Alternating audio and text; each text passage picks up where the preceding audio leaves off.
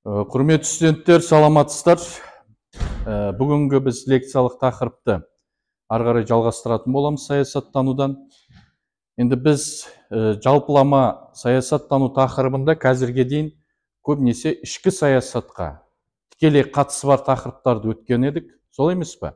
Саяси идеология, саяси партия, қоғамның саяси жүйесі, тағы басқа тақырыптар. Бұл тақырыптардың барлығы көбінесе бір елдің ішіндегі саясатпен, ішкі саясатпен тығыз байланысты тақырыптар. Бірақ естеріңізге енді салып өтейін, бұның алдындағы лекцияларда мен сіздерге айтқан болатынмын. Жалпы саясат тану тек қана ішкі саясатты емес, бұған қоса нені де зерттейді? Халықаралық саясатты да зерттейді. Сондықтан біз енді жайлап бұдан кейінгі лекциялық сабақтарда көбінесе халықаралық саясатқа да бет бұрамыз.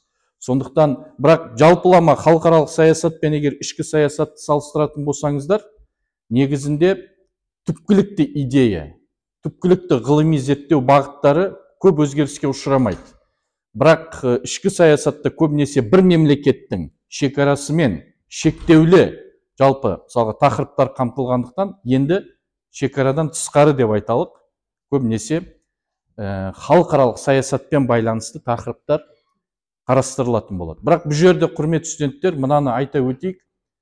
Мен бұның алдында да сабақтарда сендерге түсіндіріп айттым. Жалпы саясат тану дегеніміз ол саяси жүйені танып білу.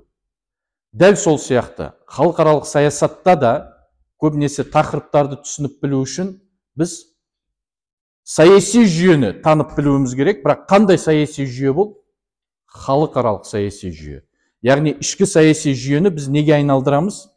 Халықаралық саяси жүйеге айналдырамыз. Сондықтан бүгінгі сабағымызда біз көбінесе әр сабақта біз көптеген ғалымдарды негізге алдық, бірақ бүгінгі сабағымыз халықаралық саясатпен байланысты болғандықтан біз көптеген ғылыми парадигмаларды ұштастырып өтетін боламыз. Хабарларыңыз болсын. Сондықтан біріншіден мынау халықаралық саяси жүйе қалай қалыптасқан, соны қысқаша бір сіздерге бүйтіп сызып көрсетейік. Өздерінде былай қоғамның саяси жүйесімен жайлап салыстырып көресіңдер.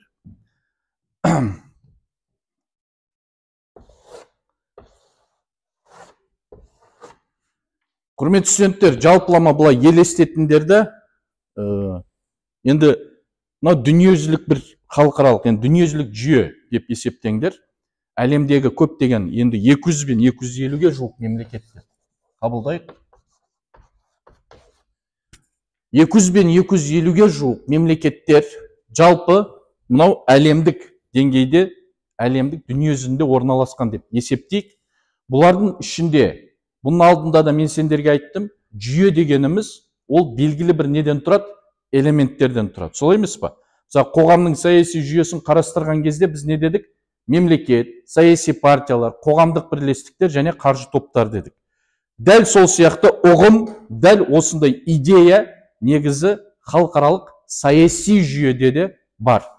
Енді жалпылама мынаны қысқаша халықаралық саяси жүйе ретінде қабылдаңдар. Халықаралық саяси жүйеде бір элемент ішкі саяси жүйемен салыстыратын болсақ өзгермейді. Ол мемлекет. Қысқаша жазып қоямын, мемлекет. Яғни халықаралық саяси жүйенің ең негізгі элементі, ең негізгі субъектісі дейді ғой. Бірақ халықаралық қатынастарда қараңдар. Халықаралық саясатта субъект деген ұғым қолданбайды, актор деген ұғым қолданады. Яғни халықаралық саяси жүйеде басқа да элементтерге, басқа да құрылымдарға ықпал ететін күшті не дейді? Актор деп айтады. Актор дегеніміз ішкі саясатта, яғни ішкі саяси қоғамның жүйесінде субъект деген тақырыппен не? Пара-пар келеді. Оны ұмытпайық. Ең біріншісі мемлекет. Әрине, одан кейін қоғамның ішкі саяси жүйесінде, егер қарастыратын болсаңдар, біз не дедік? Екінші ең маңызды элемент саяси партиялар дедік. Бірақ халықаралық саяси жүйеде саяси партиялар көбінесе неге айналады? Халықаралық ұйымдарға айналады. Сондықтан екіншісі қысқаша жазып қоямыз. Ең негізгі актор халықаралық деңгейде саяси жүйеде ол халықаралық ұйымдар. Қоғамның саяси жүйесінде қоғамдық бірлестіктер, қоғамдық қозғалыстар бар дедік. Халықаралық саясатта бұл қоғамдық бірлестіктер мен қоғамдық қозғалыстар үкіметтік емес ұйымдарға айналады. Бірақ халықаралық үкіметтік емес ұйымдар деп.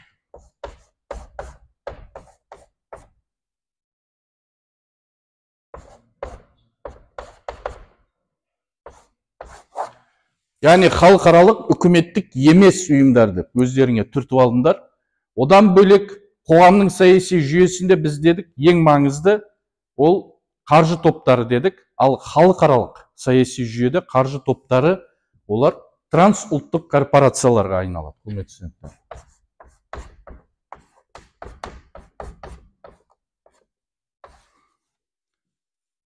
Яғни жалпы идея оғын бірдей, бірақ халықаралық саясатта көбінесе әлемдік деңгейде болып жатқан оқиғалар ең негізгі субъект, яғни актор ретінде мемлекет, халықаралық ұйымдар, халықаралық үкіметтік емес ұйымдар және трансұлттық корпорациялар дедік. Құрметті студенттер, біз бұның алдында айттық. Бұл әр элементті, яғни саяси жүйе ішіндегі бұл негізгі акторларды зерттейтін ғылыми бағыттар бар дедік. Солай емес пе? Біз бұның алдында не дедік? Мемлекетті зерттейтін ең негізгі. Біз бүйтіп қарастырайық, не жерге жазайық. Мысалға, біріншісі мемлекет деп алайық. Мен қысқа жазам, өйткені не жерге сыймайды егер бәрі толық жазатын болса. Мемлекетті саясаттануда қай ғылыми бағыт зерттейді дедік? Қоғамның ішкі саяси жүйесінде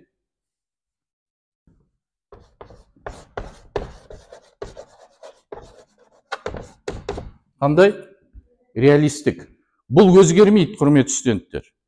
Яғни реалистік бағыт тек қана мемлекеттің қоғам ішіндегі ықпалын ғана зерттеп қоймайды. Яғни сыртқы саясатты да, бір мемлекеттің белгілі бір шекарадан тысқары аймақтарда да қандай күшке ие болады, бір-бірімен қалай қарым-қатынастар жасайды, ықпалы қандай, соны да не қылады, қай бағыт зерттейді? Реалистік бағыт зерттейді. Оны былай бір бөліп қояйық.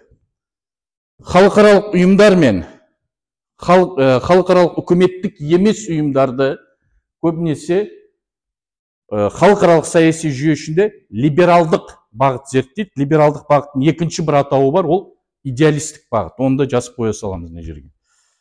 Енді жалпылама.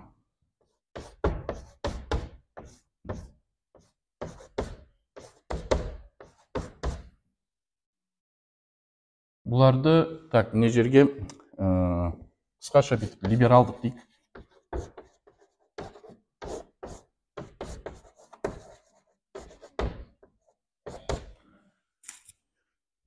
Жалпы көрініп тұр ма? Халықаралық ұйымдар мен халықаралық үкіметтік емес ұйымдарды либералдық және идеалистік бағыт, яғни парадигма дейді, парадигмалар зерттейді. Одан бөлек, жерде енді бізде жаңа ішкі саяси жүйеде қаржы топтары дедік, ал халықаралық жүйеде қаржы топтары неге айналады? Трансұлттық корпорацияларға айналады. Трансұлттық корпорацияларды бізде марксистік теория көбінесе не қылады? Зерттейді. Яғни бұл трансұлттық корпорацияларды былай түсініңдерді, қаржы топтары, қолында капиталы бар топтар, бір қоғамның ішінде капитал тұрғысынан ықпалды тұлғаларды, яғни бай тұлғаларды деп айталық, зерттейтін ең негізгі былай парадигма, ол марксистік парадигма болып табылады. Сондықтан біз оны негізінде не жерге бір жазып өтейік.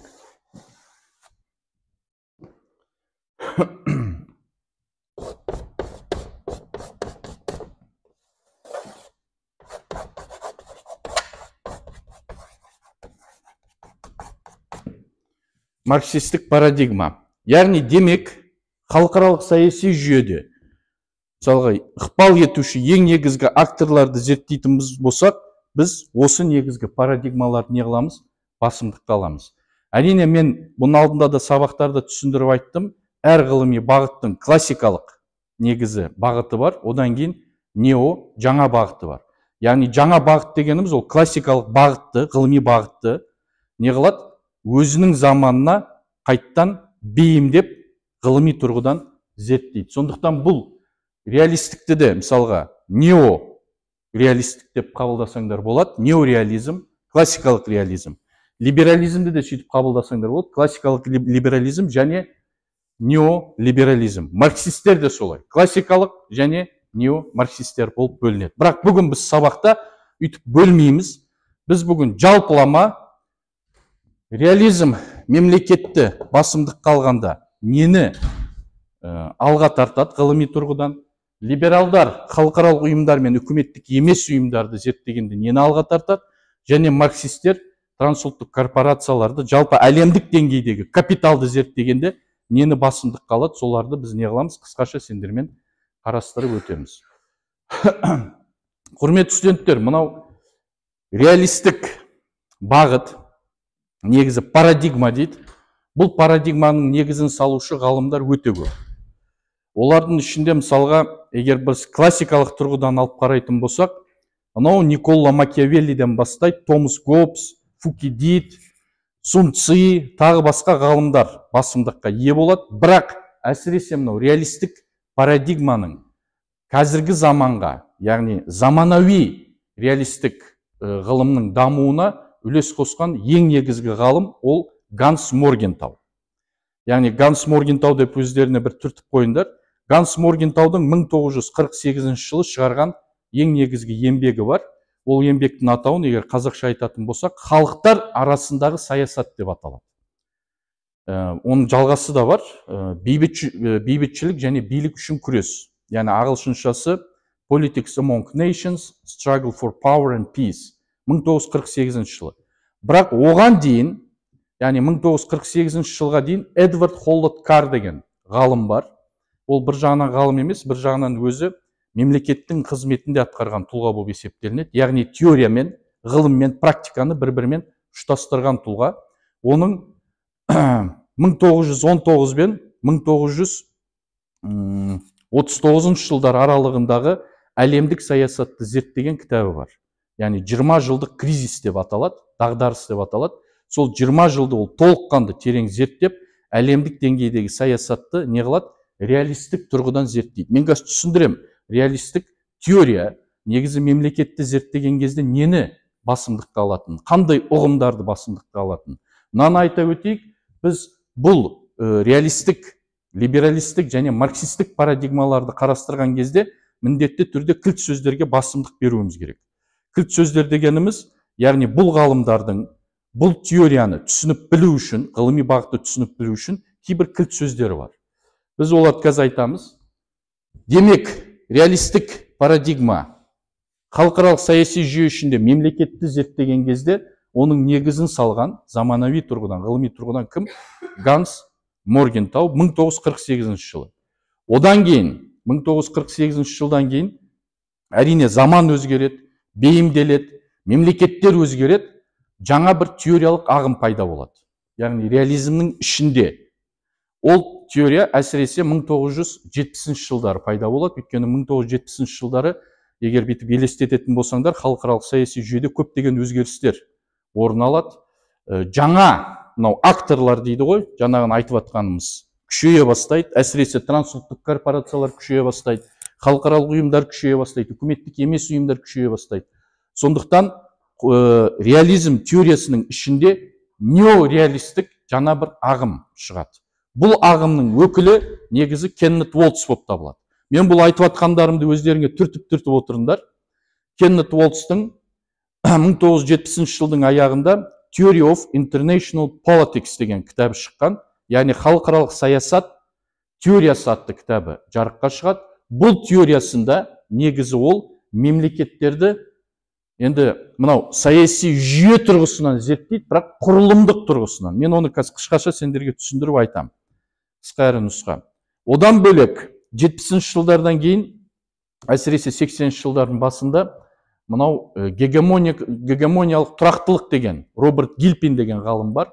Ол да негізі неореализмнің өкілі, яғни жаңа реалистердің өкілі болып табылады, бірақ оның идеясы сәл неореализмге қарағанда өзгеше. Себебі оның негізгі идеялары әлемдік деңгейде бір гегемон, яғни халықаралық саяси жүйеде тұрақтылық қажет болса, міндетті түрде бір гегемон қажет дейді. бұл гегемонды қамтамасыз етуде әсіресе трансұлттық корпорациялардың ықпалы маңызды роль атқарады дейді. Яғни Роберт Гилпен негізі мемлекет пен трансұлттық корпорациялардың ынтымақтаса жұмыс істеп, әлемдік деңгейде бір гегемонның тұрақтылық, бір ықпалын тұрақтылық ретінде қамтамасыз ету керектігін алға тартады. Яғни әрине ол өзі Америка құрама штаттарының ғалымы болғандықтан, оның өз жерде гегемон деп атқаны көбінесе Америка құрама штаттарының әлемдік деңгейдегі билігі болып табылады. Одан бөлек неореализмнің ішінде де кейбір бағыттар бөлінеді. Мысалға offensive, defensive деген реалистік бағыттар шығады. Яғни offensive дегеніміз көбінесе шабуылға негізделген, defensive дегеніміз қорғануға негізделген идеялар алға шыға бастайды. Оның бәрін қараймыз. Және бұдан бөлек әсіресе қырғиқабақ соғыс аяқталды ғой. Қай жылы аяқталды қырғиқабақ соғыс? 1991 жылы. 91 жылы қырғиқабақ соғыстан кейін әлемдік деңгейдегі ең ықпалды күшті мемлекет, яғни Кеңес социалистік республика одағы не қылады? Құлдырайды. Құлдырағаннан кейін әлемде жаңа бір жүйе қалыптасады. Енді әлемде жаңа жүйе қалыптасқаннан кейін міндетті түрде реалистер өзінің оған дейінгі ұстанған ғылыми бағыттарын не қылу керек? Жаңа әлемдік халықаралық саяси жүйеге бейімдеу керек. Бейімдеу үшін реализмнің ішінде тағы бір ғылыми бір бағыт шығады. Ол бағыттың атауы неоклассикалық реализм. 1998 жылы. Оның негізін қалаған Гидеон Роуз, Фарид Закария, тағы басқа ғалымдар. Енді бұлардың бәрін өздеріңізге, құрметті студенттер, түртіп алған шығарсыңдар, жазып, біз олардың бәрін бұл жерге жаза бермейміз. Қысқаша кілт сөздер тұрғысынан біз бастайық, құрметті студенттер. Мынау реализм негізінде мынандай бір ой түйіндейді. Әлемдік деңгейде халықаралық саяси жүйеде дейді, ең негізгі күшті ықпалға ие актор, яғни субъект, сендер түсіну үшін кім деп есептейді? Мемлекет. Мемлекеттен тысқары, яғни халықаралық ұйымдар, халықаралық үкіметтік емес ұйымдар, трансұлттық корпорациялар мемлекет сияқты ықпалды күшке ие емес деген ой түйіндейді. Бұл не деген сөз? Демек, халықаралық ұйымдар реалистік парадигманың ұстанымын негізге алатын болсақ, халықаралық ұйымдар, халықаралық үкіметтік емес ұйымдар және трансұлттық корпорациялардың барлығы мемлекеттің өзінің ықпалын күшейту үшін мемлекеттің қолында неге айналады? Маңызды құралға айналады. Яғни мемлекет халықаралық ұйымдарды ықпалды күшке ие, мемлекет халықаралық үкіметтік емес ұйымдарды енді өзінің сыртқы саясатын жүзеге асыру үшін жүзеге асырады дейді. Үшіншіден, трансұлттық корпорацияларда мемлекет не қылады? Көбінесе өзінің сыртқы саяси стратегия мақсаттарына пайдаланады дейді. Бірақ бұл жерде жаңағына мен сендерге айтып өттім, кілт сөздер тұрғысынан біз қарастыруымыз керек. Бұның алдындағы сабақтарда, құрметті студенттер, мен сендерге оны да айтқан болатынмын, еске салып өтейік. Дүние жүзінде 200 бен 250-ге жуық мемлекет болатын болса, әлемдік деңгейде ол мемлекеттердің барлығы не емес? Бірдей емес. Бұл мемлекеттер бірдей болмағандықтан, біз оларды не тұрғысынан өлшейміз? Мемлекеттердің ықпалын, билігін күш тұрғысынан өлшейміз дедік, Ал күшті біз не қылдық? 4 негізгі факторға бөліп қарастырдық. Біріншісі әскери күш, екіншісі экономикалық күш, үшіншісі технология, төртіншісі мәдени күш. Бір мемлекетте осы 4 негізгі фактор салыстырмалы түрде басқа да мемлекеттерге қарағанда жоғары болатын болса, ол мемлекет мынау халықаралық саяси жүйеде не болады дедік? Күшейеді және басқа мемлекеттерге ықпал тигізеді дедік. Енді қараңыздар, реалистік теория мемлекетті халықаралық саяси жүйеде зерттеген кезде мына кілт сөздерді басымдыққа алады.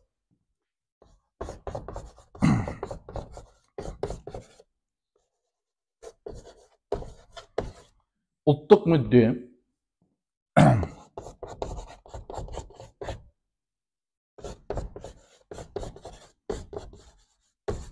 ұлттық күш, бұл да маңызды рөл ойнайды.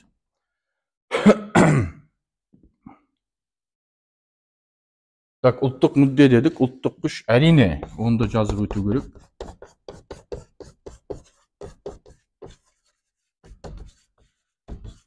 Қысқаша жазып қояйық. Ұлттық қауіпсіздік.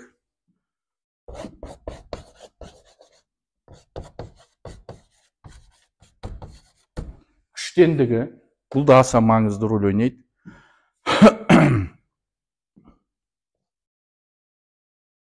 Так, ұлттық мүдде, ұлттық қауіпсіздік, күштендігі, одан бөлек әрине.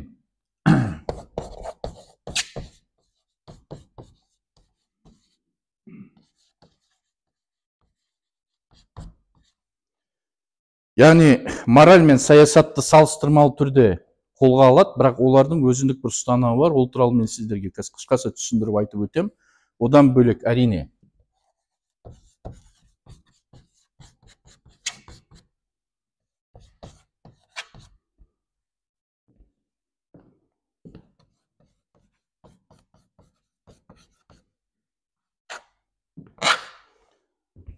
Ең негізгі ұстаным жаңағы мемлекет және құрылым. Мемлекет және құрылым. Қысқаша мен түсіндіріп өтейін. Бұл жерде ұлттық мүдде дегеніміз не? Яғни реалистік негізгі парадигма барлық мемлекеттердің халықаралық жүйеде бір-бірімен қатынас жасаған кезде ең біріншісі нені негізге алады дейді? Ұлттық мүддесін. Мысалға делік, бір мемлекеттің басшысы басқа бір мемлекетке ресми зиярат жасайтын болса, бұл екі ел арасындағы байланыстарды, екі ел арасындағы келісім сөздерді нені негізге алып зерттеу керек дейді? Ұлттық мүддеге. Ұлттық мүдде не деген сөз туындау, яғни сұрақ туындау мүмкін. Ұлттық мүдде дегеніміз ол бір мемлекеттің күшіне күш қосатын барлық амал әрекеттер. Экономикалық тұрғыдан болсын, әскери тұрғыдан болсын, мәдени тұрғыдан болсын, барлық саланы ала берсеңдер болады. Мысалға делік, бір А мемлекеті, бір Б мемлекетімен делік әскери тұрғыдан немесе экономикалық тұрғыдан бір-бірімен келісімге отыратын болса, осы келісімнің негізінде А мемлекетінің мысалы экономикасына немесе әскеріне белгілі бір деңгейде күш қосатын бір келісім болатын болса, бұл не болып есептелінеді? Ұлттық мүдде болып есептелінеді. Яғни мүдде дегеніміз мемлекеттің күшіне күш қосатын кез келген пайданы не деп айтамыз? Ұлттық мүдде деп айтуға болады, құрметті студенттер. Реалистік парадигма, демек әлемдік деңгейдегі барлық мемлекеттер халықаралық саяси жүйеде бір-бірімен қарым-қатынастар жасаған кезде ең бірінші нені негізге алады екен? Ұлттық мүдделерін. Яғни мүдде дегенді уже түсініңдер жалпылама. Әрине бір-бірімен мемлекеттер қарым-қатынастар жасағанда екінші ең маңызды фактор ол ұлттық күш. Яғни бір мемлекет басқа бір мемлекетпен келісім жасайтын болса, бір мемлекет басқа бір мемлекетпен қарым-қатынастар жасайтын болса, ең бірінші нені өлшейді? Өзінің ұлттық күшін өлшейді. Мысалға, делік кез келген бір Африкадағы бір елді елестетіңдер. Бұл Африкадағы бір мемлекет Қытаймен қарым-қатынастар жасамақшы. Енді әрине Африкадағы елдегі бір мемлекеттің Қытаймен қарым-қатынастар жасаған кезде олардың ұлттық күші не болып табылады? Бір-бірінен өзгеше болып табылады. Бір-бірінен өзгеше болып табылғандықтан, әрине бұл жерде кімнің ықпалы басым болады? Келісім шарттарда, келіссөздерде, қарым-қатынастарда Қытайдың. Мысалға деп атыр. Демек, ұлттық күште бір мемлекеттің әлемдік деңгейде саясат жүргізуіне не қылады? Өте маңызды ықпалды күшке иеленеді. Ұлттық қауіпсіздік. Негізі бұл қауіпсіздік тақырыбы, анақтан бір бор алып бере салыңдаршы маған. Ұлттық қауіпсіздік тақырыбы бұл өте маңызды тақырыптардың біреуі. Негізі реализм мемлекеттердің, әсіресе мынау халықаралық саяси жүйе ішінде бір-бірімен қарым-қатынас жасаған кезде ең негізгі басымдық ретінде ұлттық қауіпсіздікті негізге алады дейді. Яғни қауіпсіздік тақырыбы реализмнің несі болып табылады? Өзегі болып табылады. Мысалға, бір мемлекет елестетіңдер, бір А мемлекеті, бір Б мемлекетімен экономикалық қарым-қатынастар жасауға негізделіп жатыр. Бірақ бұл қарым-қатынастар оның ұлттық қауіпсіздігіне кері әсерін тигізеді. Енді экономикалық тұрғыдан қарым-қатынас жаса экономикасы күшейеді, бірақ ұлттық қауіпсіздігіне кері әсер тигізуі мүмкін. Реалистік парадигма, теория негізі бір мемлекет сыртқы қарым-қатынастар жасаған кезде әлемдік деңгейде ең бірінші басымдық ретінде нені алады дейді? Қауіпсіздігін алады. Яғни экономикалық басымдық, мәдени басымдық, ғылым, білім саласына негізделген басымдық, тағы басқа басымдықтар олар екінші деңгейдегі сыртқы саясаттағы басымдыққа ие дейді. Бірінші ең негізгі басымдық не? Ұлттық қауіпсіздік. Яғни қауіпсіздік. Бір мемлекет реалистердің пікірінше бір мемлекет егер өзінің қауіпсіздігін толыққанды қамтамасыз ете алмаса, оның басқа салалары, экономикалық, жаңағы мәдени, білім ғылымға негізделген салалардың бәрі, олар бір сөзбен айтқанда айтарлықтай мемлекеттің мүддесіне жұмыс жасамайды дейді. Яғни мемлекетке күш қоспайды дейді. Мемлекет әлемдік деңгейде актор, жаңағы субъект болып қалу үшін, мен бұның алдындағы сабақтарда да сендерге түсіндіріп айттым, бір мемлекеттің ең негізгі, мысалға өлшем шарты не? Оның тәуелсіздігі. Яғни мемлекет тәуелсіз актор ретінде әлемдік деңгейде өзінің ықпалын сақтап қалу үшін ең біріншісі нені қамтамасыз ете білу керек? Қауіпсіздігін. Демек, қауіпсіздік реалистік парадигманың ең негізгі өзегі болып табылады, құрметті студенттер. Күш теңдігі. Енді күш теңдігіні бұл жерде былай түсініңдер. Әрине, бұл күш теңдігі теориясы реалистік парадигмада көптеген өзгерістерге ұшыраған. Бірақ көбінесе әсіресе екінші дүниежүзілік соғыстан кейін күш теңдігі теориясы басымдыққа ие болды реалистік парадигмада. Күш теңдігі дегеніміз әлемдік деңгейде басқа мемлекеттерді толыққанды ықпал ететін бір күштің ортаға шықпауын қамтамасыз ету деген мағынада. Яғни делік бір мемлекет күшейіп келе жатыр, мынау халықаралық саяси жүйеде бір мемлекет күшейіп келе жатыр, ал басқа мемлекеттер ол мемлекеттердің күшін теңестіру үшін не қылу керек? Оған қарсы одақтасу керек дейді.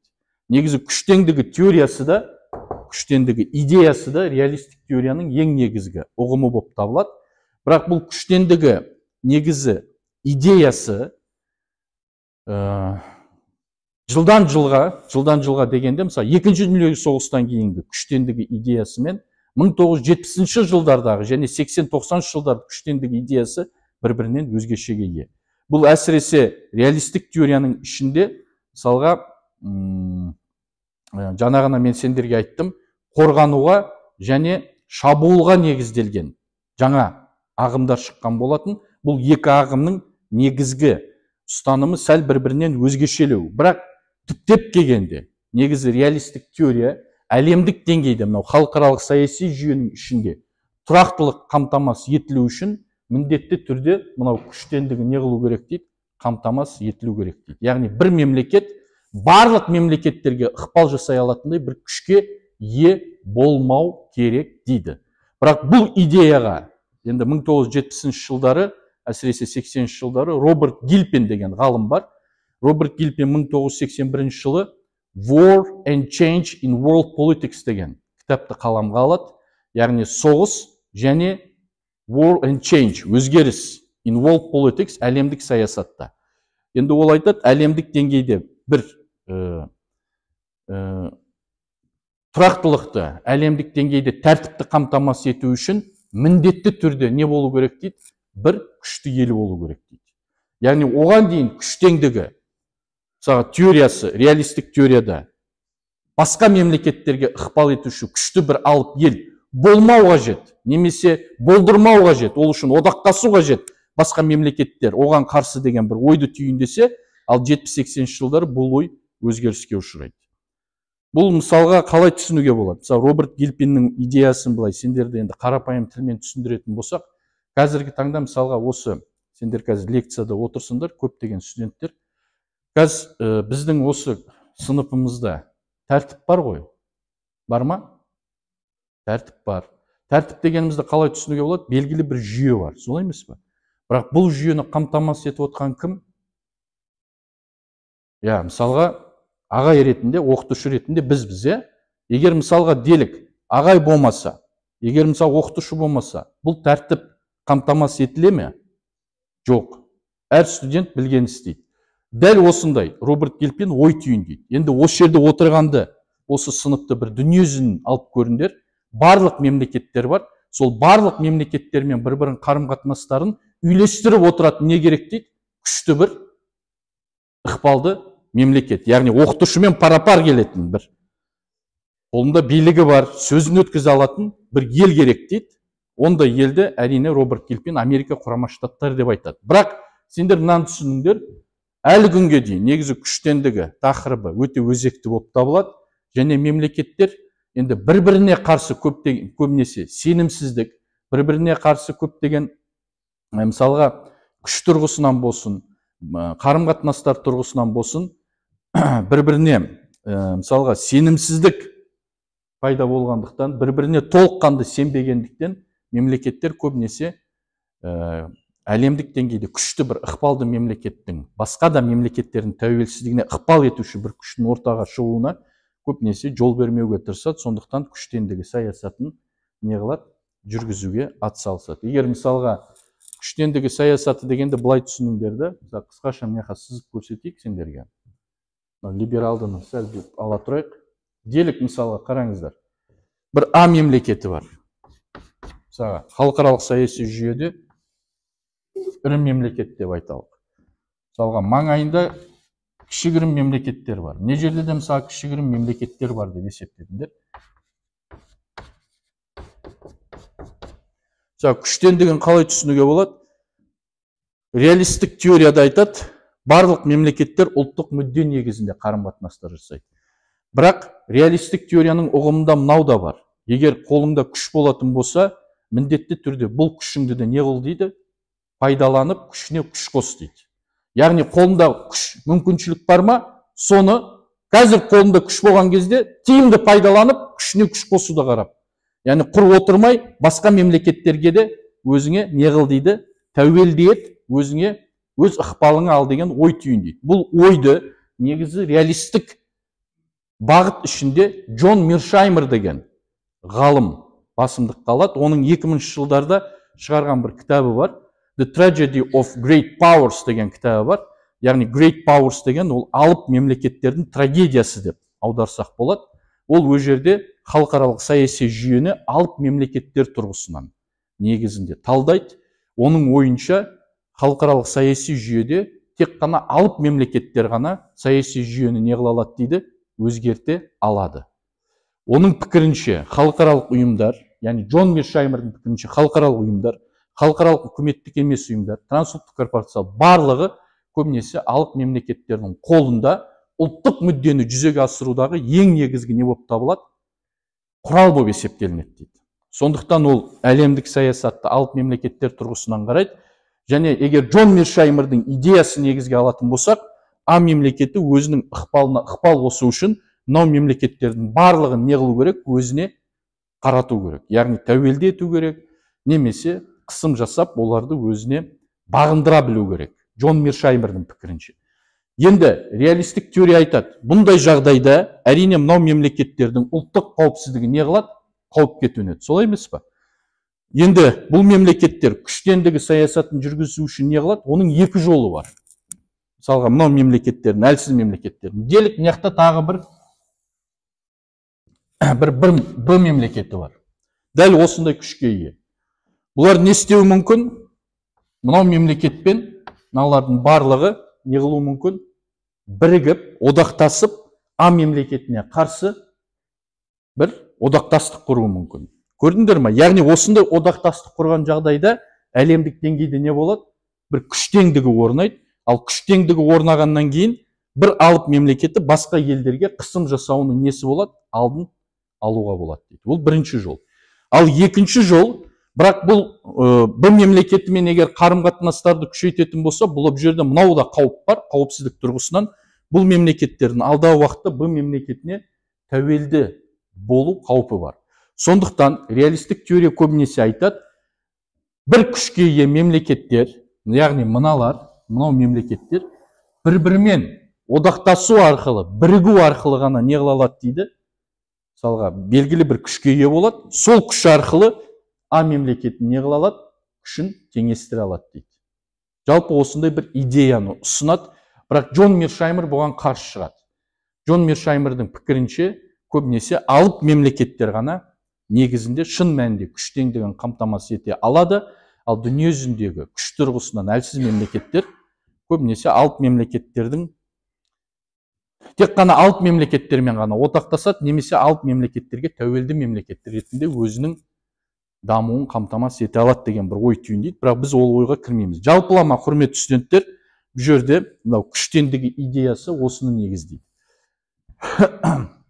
Біз жаңа күштендігі мораль және саясат, енді мен бұның алдында да сендерге айттым, реалистік теорияның тамырында негізі макиавеллистік идеялар бар. Ал макиавеллистік идеяда не болып табылады? Ондай жерде көбінесе мораль, яғни мораль мен саясат, мораль дегеніміз адами құндылықтарға негізделген саясат бір-біріне ұштаспау керек дейді. Яғни саясат жүрген жерде, билік жүрген жерде көбінесе не алға шығады? Мүдде алға шығады, ал мүдде алға шыққан жерде міндетті түрде адамдар әртүрлі тәсілдер, әртүрлі тәсілдерді пайдалану мүмкіншілігіне иеленеді. Ондай тәсілдер кейбір уақытта адами құндылықтарға сай болмауы мүмкін деген ой түйіндейді. Енді мемлекет құрылым деген тақырыпты жалпы біз бұдан кейінгі сабақтарда қарастырайық. Құрметті студенттер, біз бүгінгі сабағымызда қысқа әрі нұсқа мынау халықаралық саяси жүйенің ішінде мемлекетті кішігірім ашып көрсетуге тырыстық. Және мемлекетті біз қай теория тұрғысынан зерттедік? Реалистік теория. Біз әлі толыққанды бұны бітірген жоқпыз. Бұл тек қана мынау айтып атқанымыз бір ғана ғалымның идеясынан шыққан. Ол Ганс Моргентаудың. Бұдан кейін Роберт Гильпин бар. Роберт Гильпинден басқа мысалға Кеннет Уолтс бар. Кеннет Уолтстан кейін Джон Миршаймер. Джон Миршаймердан бөлек Стивен Волт. Стивен Волттан бөлек әсіресе Қырғиқабақ соғыстан Гидеон Роуз, Фаред Закария сияқты ғалымдар, олардың барлығы мемлекетті әртүрлі саладан зерттеген. Мысалға, жаңа Джон Миршаймер, мен сендерге айтып жатырмын, реалистік теорияда көбінесе алып мемлекеттерді басымдыққа алып зерттейтін болса, ал мысалға кімдер? Стивен Волт деген ғалым бар, қорғануға негізделген реалистік теорияның өкілі, ол көбінесе мемлекеттерді қауіп тұрғысынан зерттейді. Яғни мемлекеттер бір-бірімен қашан одақтасады дейді, сырттан бір қауіп, бір күдікті сезінген жағдайда дейді. Сондықтан, мысалға Стивен Волт мынандай ой түйіндейді, алып мемлекеттер көбінесе егер маңайындағы мемлекеттерді үркітіп қорқытпау үшін дейді, қауіпке, яғни олардың қауіп сезінетіндей бір саясат ұстанбауы керек дейді. Егер олар қауіп сезінетіндей саясат ұстанатын болса, ол мемлекет, қалған мемлекеттер оған қарсы не қыла алады дейді, одақтасады дейді. Әлсіз болсын, әлсіз болмасын, ол маңызды емес дейді. Түсінікті ме? Яғни жалпы бір сөзбен айтқанда реалистік парадигма өте кең ауқымды теория. Біз тек қана енді түсініп тұрмын, қазір уақытымыз таяу жатыр, лекциялық уақытқа бұның бәрін түсіндіріп айту мүмкін емес. Бірақ бұдан кейінгі сабақтарда біз осы реалистік бағытты жайлап түсініп айтамыз. Яғни халықаралық жүйені жайлап аша бастаймыз. Мемлекет одан кейінгі сабақтарда либералдық жүйені біз неолибералдық және классикалық либералдық тұрғыдан халықаралық ұйымдар және халықаралық үкіметтік емес ұйымдарды ынтымақтастық және демократиялық теория тұрғысынан қарастырамыз. Ал трансұлттық корпорацияларды біз көбінесе қоғам ішіндегі таптар мен топтар арасында, әсіресе бай таптар мен, қолында капиталы бар таптар мен, қолында капиталы жоқ таптарды өндіріс тұрғысынан бір-бірімен қарастырып, әсіресе халықаралық саяси экономия дейді, сол тұрғыдан не қыламыз, сендермен қысқаша қарастыратын боламыз. Бүгінгі сабағымыз біз кішігірім енді халықаралық саяси жүйе тақырыбына, халықаралық саясат тақырыбына бір кіріспе жасадық деп есептеңдер. Бұдан кейінгі сабақтарда біз осы бағыттарды жайлап сендермен қысқа әрі нұсқа қарастыратын боламыз. Құрметті студенттер, мен сендерге Ганс Моргентаудың, әрине ол кітап қазақшаға аударылған жоқ, ағылшын тілінде бар. Мен сендерге ол кітапты жіберем. Онсыз да көбінесе сіздер ағылшын тілін жақсы меңгергенсіздер, оларды оқып көресіздер, және практикалық сабақта біз осы реалистік парадигманы сендермен тереңдеп бір-бірімізбен талқылап қарастыратын боламыз. Егер сұрақтарыңыз болса, сұрақ қойсаңыздар болады.